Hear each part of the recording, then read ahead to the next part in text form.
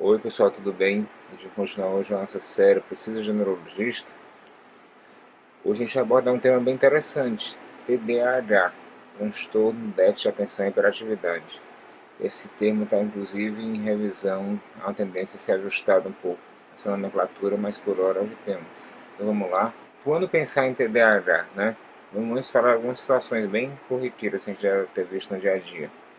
Crianças que não aceitam não, crianças que não param quietas, crianças que ficam ali rodeando o tempo todo. Você vai no supermercado, vai no shopping, às vezes a criança não para, você fica ali andando, caramba, o menino passou de uma mesa para outra, fica correndo, os pais falam, ela vai e começa a gritar, também chorar, se joga no chão. Aí assim, que agora mudou, é assim mesmo, antigamente não era assim. Será? Vamos ver um pouco sobre isso? TDAH é um transtorno muito comum, tá? Mais do que a gente pensa. Se a gente for analisar os dados dos estudos, entre 8 a 10% das crianças podem ter esse diagnóstico. E é um diagnóstico basicamente caracterizado por comportamentos como hiperatividade, a criança, a pessoa, como eu já falar sobre isso, não para quieto, e perder a atenção, perder o foco no que está fazendo, né? A atenção tem foco. Então, você dá uma coisa para ela, chora por uma coisa, não consegue se exceder daquela coisa, ela vai partir para outro objeto, outro foco de atenção. Isso é interessante de ver que a gente fala até para criança, mas ocorre também em adultos. Só que o adulto não vai ficar correndo, nem deitando, nem se jogando no chão por algo que ele quer. O que ocorre no adulto?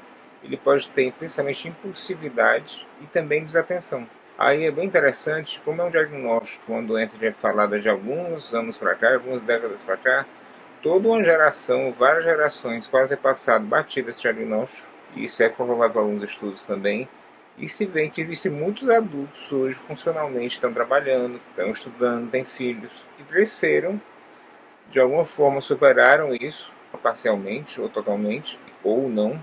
Hoje em dia são pessoas que estão ali com algum sintoma e ninguém lembra muito do TDAH. É interessante lembrar disso para procurar também um neurologista. Então vamos lá, o que ele pode dar uma maior chance de ter TDAH? Na infância, basicamente, é prematuridade, crianças que nascem baixo peso, crianças são expostas a uma gestação com fatores de risco, como mães que têm ingesta de álcool, façam uso de cigarro, e também parentes de primeiro grau que têm o diagnóstico de TDAH. Esse diagnóstico, como é muito difícil de fechar teoricamente, ele acaba passando batido. Então isso fica subestimado, na verdade, e acaba sendo empurrado com a barriga. Mas essas são as propostas, para a gente lembrar de pensar, de dizer, caramba, será que meu filho pode ter isso, aquele meu sobrinho, ou até mesmo eu posso ter esses sintomas? Então vamos só repetir.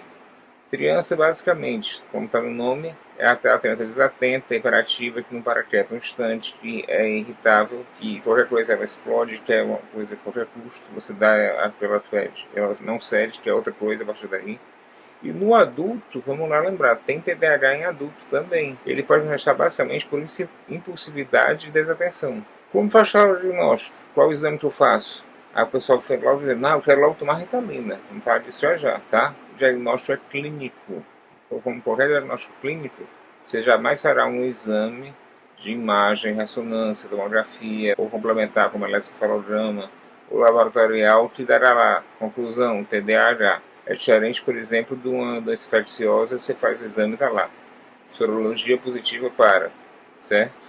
Então, como é que eu vou descobrir que eu tenho TDAH, doutor? Você vai saber se os seus sintomas, ou criança você conhece, ou de um amigo, você conhece de um amigo, que você vê como desatento, que pode ser TDAH. Você vai observar basicamente por exclusão, tá? Se essa pessoa ela deve procurar um neurologista nesse caso, se ela tiver sintomas no adulto, desatenção, impulsividade. Na criança, basicamente a hiperatividade, não tem foco, a criança, a professora chama, não aprende, não para quieto, fica pulando de uma mesa para outra durante a aula, vai brincar com as coleguinhas lá do outro lado da sala, que é a impulsividade da criança, né? Basicamente isso daí. Ela tende a ser rotulada como sendo difícil, chamada de psicólogo e tudo mais, né? Ainda na escola. Isso é para afetar muito a autoestima e ela já crescer e virar uma adulta com esse diagnóstico não fechado e ter todo um prejuízo da sua formação, transição na parte da infância para a adolescência, da adolescência para a fase adulta. Então isso é importante. Então o diagnóstico é clínico, como a gente falou, a gente deve contar com a ajuda de colegas multidisciplinares, da psicologia principalmente, mas existem tabelas também que a gente pode preencher e pontuar. São testes que, juntamente com uma boa conversa que é necessária, filtrar bem os sintomas esses achados que a gente vai observando, excluindo outras alterações pela ressonância, pela imagem, pelo eletro, por exemplo, e por exames de sangue, a gente pode fechar esse diagnóstico. É um pouquinho mais complicado, tá? Mas a ideia é que tem que complicar, descomplicar, tá? Como tratar então, doutor? O diagnóstico, a gente falou que é clínico, então o tratamento vai ser feito basicamente com medidas de terapia cognitivo-comportamental, neurolinguística, tá certo? Isso é importante, que é basicamente abordar o foco da questão, tá? Mas tem que ter esse suporte também. A medicação entra como ajudante em algumas situações. Não é universal essa verdade, temos que fazer medicação para todos. Até porque a gente tem um diagnóstico, ele é muito sutil de ser fechado. Então, já ir de cara, você tem essa não para quieta, tem que ir no médico, lá para o colégio chama, e vai lá e tomar a medicação. E para o adulto também é interessante notar que geralmente essa doença, TDAH, está associada à hiperatividade e impulsividade. Então, muitas vezes, esse adulto é rotulado como depressivo, ansioso, como tendo outros transtornos psiquiátricos, e na verdade ele tem uma doença de base que ninguém consegue tratar. Por isso que às vezes você toma assim, estou ansioso, aí entra no mundo dos ansiolíticos, não consigo ter foco, vai usar vitaminas, energéticos, drogas ilícitas, infelizmente, ou medicações não adequadas, e acaba tendo uma pior da qualidade de vida e pior da atividade. Então, no adulto, é importante a gente focar, o tratamento basicamente seria com apoio de terapia específica, como eu falei, e a medicação entraria no momento adequado, se necessário fosse. E lembrar que pode cursar também junto com outros distúrbios psiquiátricos, né? Então é importante demais a gente lembrar disso. Mas nesse momento tão confuso a gente está passando, e lembrando também que pela evolução que a gente teve de informações, de tecnologia, muitas gerações, hoje a gente pensou para pessoas com 50 anos, 40 anos, na faixa dessas décadas de vida, que podem ter TDAH e que são tidas como desatentas, impulsivas, briguentas, pavio curto, e na verdade é uma outra coisa. E elas estão tomando erroneamente outros medicamentos. É uma lembrança importante demais, eu acho, né? Ainda mais nesses dias atuais que a gente vem passando. Então, só para arrematar, a ideia aqui não era da aula, tá? Era só relembrar algumas coisas importantes. Na verdade, lembrar a vocês para pensar nesse diagnóstico. É uma doença que ela é multifatorial, tem influência genética, tem influência de fatores ambientais externos, desde a gestação. Cerca de 8 a 10% das crianças podem ter esse problema. Na fase adulta, isso pode se significar e passar a subdiagnosticado.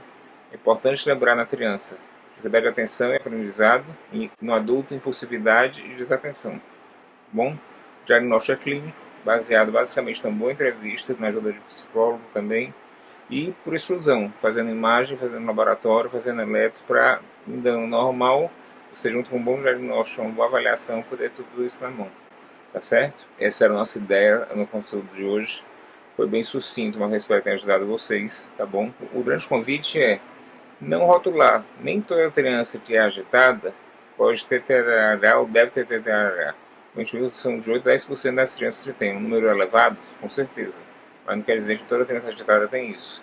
E a grande jogada aqui que eu queria chamar vocês para pensar era que os adultos podem ter também TDAH. Isso não é doença de criança, tá certo? E a Ritalina, a famosa Ritalina, né? E já tem outras drogas que são um upgrade da Ritalina, que são tão visadas, até por jovens, que não é raro trabalhar isso em consultório, emergência. Eu preciso tomar medicação para melhorar minha memória, estou com memória ruim, né? Já falando tanto de memória, né? Dá uma olhada lá nos outros conteúdos. Aí entra a armadilha. Será que essa memória ruim, a pessoa estuda e não rende? É ansiedade? É falta de foco? Ou é um TDAH subdiagnosticado? Interessante, né? Também achei.